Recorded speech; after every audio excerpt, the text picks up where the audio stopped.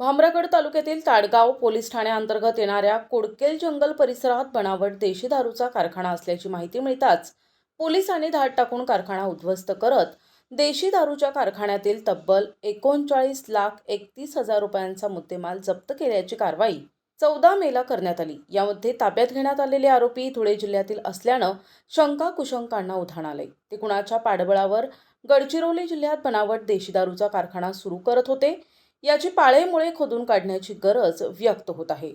कुडकेल जंगल परिसरात बनावट देशी दारूचा कारखाना सुरू असल्याची माहिती मिळताच गडचिरोली येथील स्थानिक गुन्हे शाखेचे प्रभारी अधिकारी पोलीस निरीक्षक अरुण फेगडे, सहाय्यक पोलीस निरीक्षक राहुल आव्हाड, सहाय्यक पोलीस निरीक्षक भगतसिंग दुलत आणि त्यांचे पोलीस पथक तसेच सोबतीला विशेष अभियान पथक प्राणहिताचे जवान सदर ठिकाणी रवाना करण्यात आले। सदर पथकातील पोलीस अधिकारी आणि अंमलदार यांनी जंगल परिसरात घेराव घातला असता पोलिसांची चाहूल लागताच अंधाराचा आणि जंगलाचा फायदा घेऊन घटनास्थळावरील एक चारचाकी वाहन वेगानं ताडगाव ते आलापल्ली रोडच्या दिशेनं जाण्याचा प्रयत्न केला।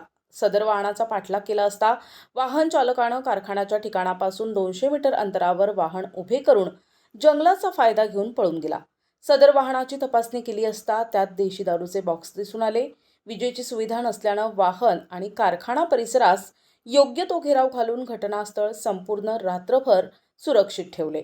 पोलिसांनी एकूण 39,31,100 रुपये किमतीचा मुद्देमाल घटनास्थळावरून जप्त केलाय।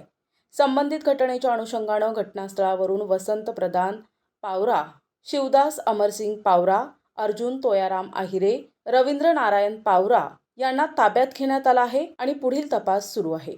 प्रतिनिधी भास्कर फरकडे, NTV न्यूज मराठी, गडचिरोली।